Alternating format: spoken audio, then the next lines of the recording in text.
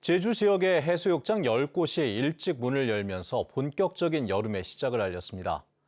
지난해 바가지 요금 논란 등으로 큰 비판을 받기도 했었는데 올해도 평상과 파라솔 요금은 작년처럼 절반 수준에 맞추기로 했습니다. 개장한 해수욕장을 김항섭 기자가 다녀왔습니다.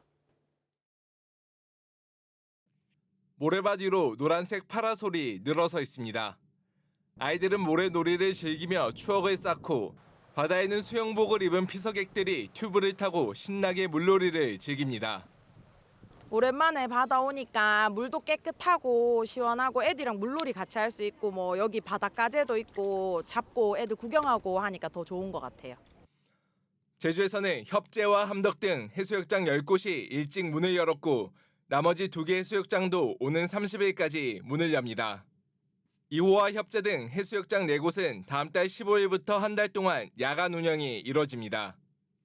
본격적인 피서철이 다가오면서 도내 해수욕장이 문을 열었지만 개장 첫날이라 아직은 한산한 모습입니다.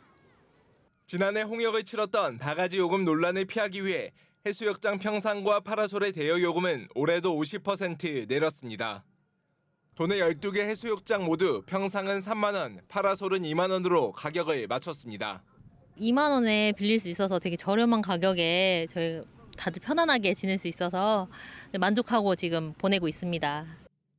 제주도도 바가지 요금 논란을 막기 위해 해수욕장에서 운영되는 계절 음식점을 중심으로 요금 책정이 적절한지 등을 집중 점검할 계획입니다.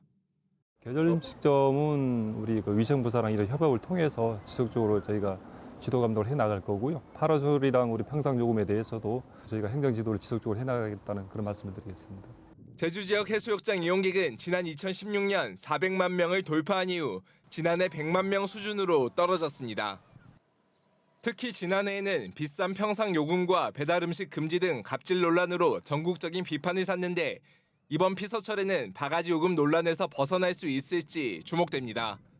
MBC 뉴스 김항섭입니다. 제주 신항만 개발 사업의 본격적인 추진을 앞두고 전략환경영향평가 공청회가 열렸는데요. 제주항의 특성을 고려하지 않은 탁상 공론이다, 또 어민을 배제한 사업이다 등 사업 주체인 해양수산부를 향한 항의가 쏟아졌습니다. 홍수영 기자입니다. 2030년까지 예산 3조 8천억 원을 들여 제주시 건입동부터 삼도동과 용담동까지 공유수면 514만여 제곱미터에 건설될 제주 신항만. 외곽에는 길이 2.8km 방파제를 설치하고 배후 부지에 80만 9천 제곱미터의 복합지구를 개발합니다. 기존 항해 기능을 분산해 포화된 여객과 물동량 처리를 원활히 한다는 계획입니다. 그런데 전략환경영향평가 공청회에서는 사업 계획에 대한 질타가 쏟아졌습니다. 마라도 4배 정도 면적의 해양 생태계 1등급 권역 바다를 매립하는 것은 환경 파괴가 심각하고 민자 유치를 통한 배후 부지 개발은 부동산 개발 사업일 뿐이라는 겁니다. 매립 부지의 절반 이상이 이제 항만 배후 부지라고 해가지고 그 상업시설, 관광시설이 들어가는 이제 사실상 도시개발 사업입니다. 부동산 사업인 거죠. 또 모든 선박의 항로가 겹쳐 사고 위험이 높고 바람 방향 등 안전을 위한 설계도 고려되지 않았다고 지적했습니다. 항구가 목적이 뭡니까? 배가 안전하게 접근할 수 있고 휴식처가 되는 것이 항구지. 항구 안에서 배가 깨지고 바람 불면은 잠도 못 자고 배에서 기다리고 밤새 기다리고 이게 항구가 아닙니다, 이거. 이처럼 열악한 어선부도 개선 계획은 보이지 않고 공청회 개최 홍보를 소극적으로 한 것은 어민들을 배제하려는 의도 아니냐는 질타도 나왔습니다.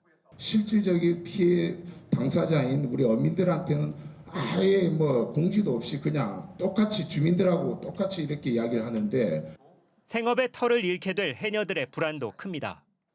이제 마라도 4배를 메워버리면 우리 작업할 장소가 없습니다. 그럼 우리는 어디 갈 겁니까? 배운 것이 물질인데.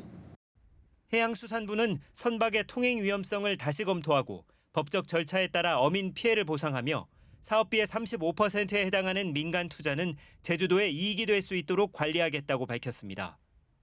하지만 지난 4월 설명회에 해양수산부가 참석하지 않고 주민들의 요구로 개최된 이번 공청회에서는 기본 계획이 담긴 자료조차 참석자들에게 배부하지 않아 원성을 사면서 대규모 신항 개발에 도민이 소외되고 있다는 목소리가 커지고 있습니다.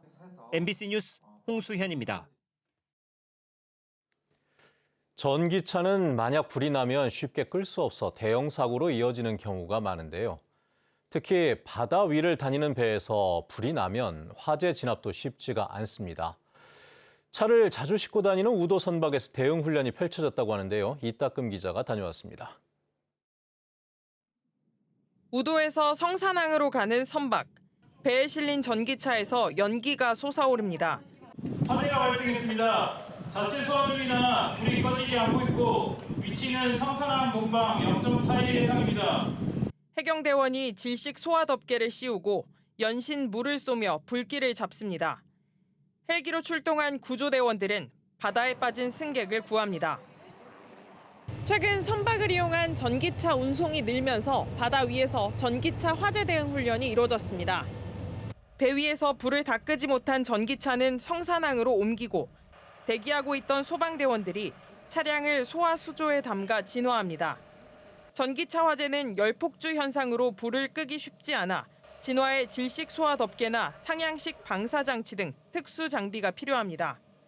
전기차 화재 특성상 해상에서 화재 사고가 발생했을 경우 대규모 인명 사고의 가능성이 많기 때문에 차 도선 내에 전기차 화재 상황을 가정하여 제주에서 차를 싣고 이동할 수 있는 도항선은 성산항과 우도를 잇는 8척. 연간 200만 명이 이용하고 있지만 전기차 화재 장비가 설치된 배는 없습니다. 전국 연안여객선 114척 가운데 장비를 갖춘 선박은 37척. 합동훈련 외에도 보다 빠른 화재 진압을 위한 장비 보급 등 대책 마련이 필요해 보입니다. MBC 뉴스 이따금입니다.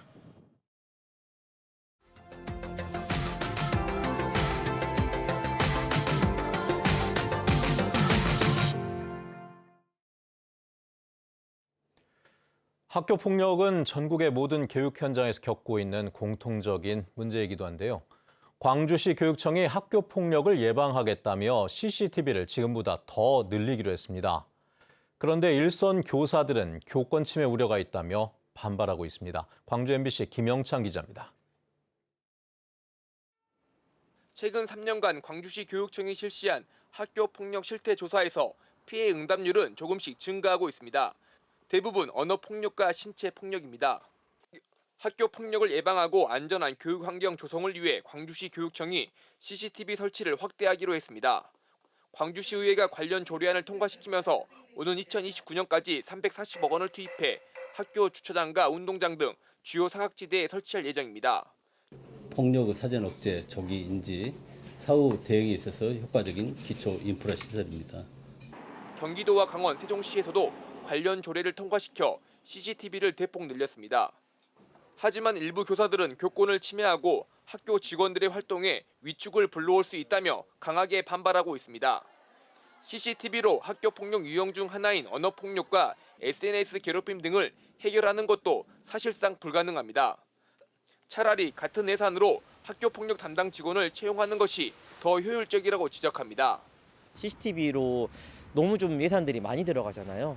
지금 학교에 있는 선생님들이 여전히 좀 더 많이 필요한 상황이거든요. 학생들에게 섬세한 지원을 해줄 수 있는 상담 지원이라거나 이런 부분들을 통해서 학교폭력 예방에 좀 관심을 기울여야 되지 않을까. 학부모들은 교권 침해를 하지 않는 수준에서 자녀의 안전을 위해서라면 지금보다 더 많은 CCTV가 필요하다고 말합니다. 좋을 수도 있고 나쁠 수도 있는데 저희 부모님 입장, 어른들 입장, 또 학생들 입장 다 다르다고 생각해요. 교육청은 교실과 복도 등에 CCTV를 설치하기 위해선 교사와 학생 동의를 얻겠다고 밝혔습니다. 현재 광주의 모든 학교에는 7천여 대가 설치되어 있습니다. 지금보다 더 CCTV를 늘리는 것이 교권 침해냐 학생 보호냐를 두고 당분간 논란은 계속될 전망입니다. MBC 뉴스 김영창입니다.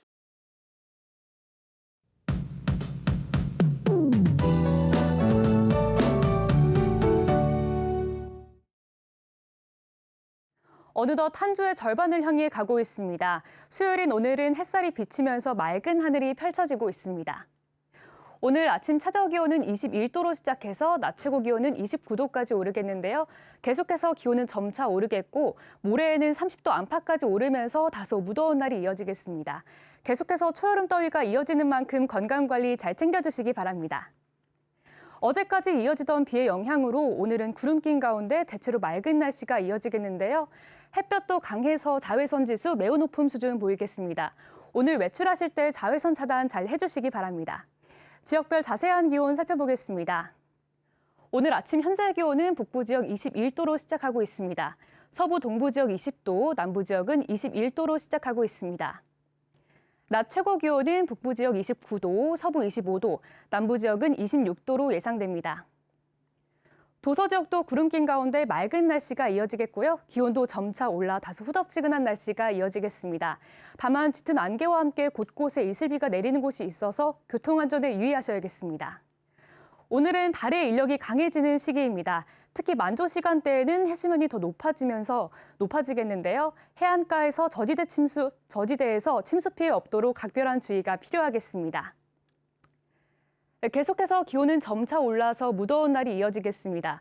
몸이 쉽게 지칠 수 있으니까요. 건강관리 잘 챙겨주시기 바랍니다. 다음 주부터는 다시 흐려지면서 빗방울이 떨어지겠습니다. 날씨였습니다. 제주도가 에너지 전환 정책을 위해 국제에너지기구와 협력을 추진합니다. 오영훈 지사는 프랑스 파리 IEA 국제에너지기구를 찾아 제주의 에너지 정책을 소개하고 협력 방안을 논의했습니다. 국제에너지기구는 에너지 안보와 경제 성장, 환경 지속 가능성을 목표로 세계 에너지 정책을 조율하는 OECD 산하 국제기구인데 제주도는 협력을 통해 사람 중심의 에너지 전환 모델을 만들어가자고 제안했습니다.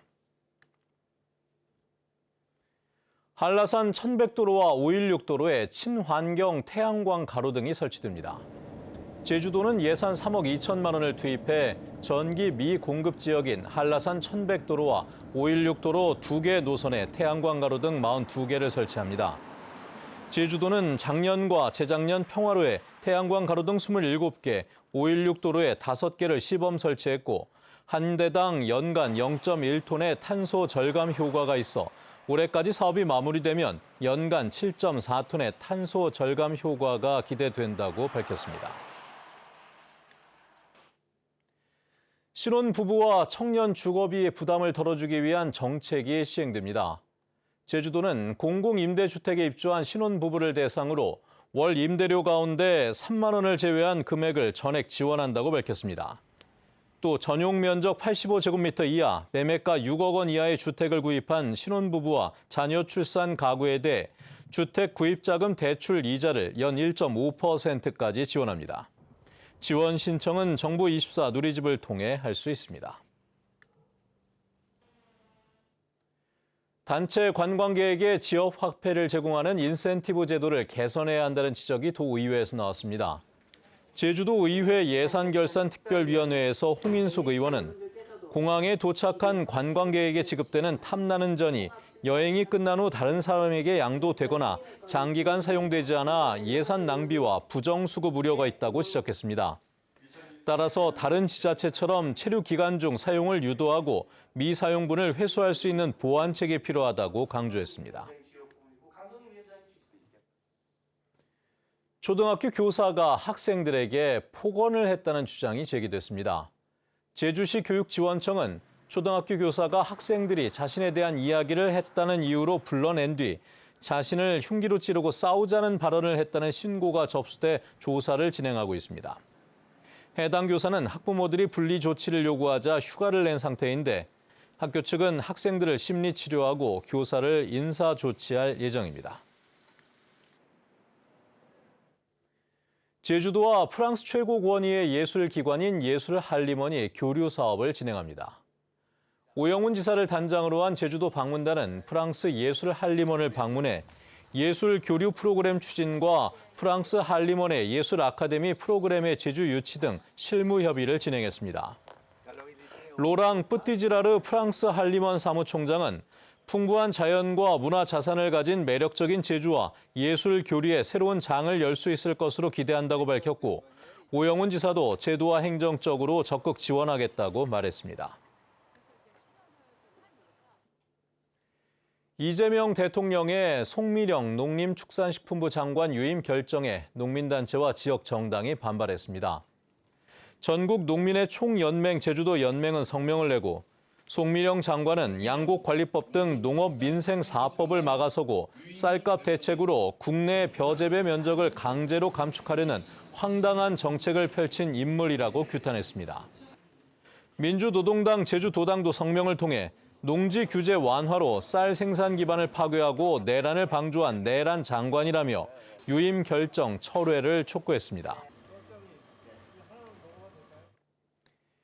양영철 JDC 이사장이 사의를 표명했습니다. 양영철 이사장은 JDC 상임이사와 간부들에게 공공기관 경영평가에서 미흡 등급을 받은 것에 대해 책임을 통감한다며 사표를 제출하겠다고 말한 것으로 알려졌습니다. 양 이사장은 지난 3월 임기가 끝났고 JDC는 국민의힘 소속 정치인을 차기 이사장으로 추천했지만 국토교통부가 조기 대선을 앞두고 임명을 보류하면서 이사장직을 유지해왔습니다.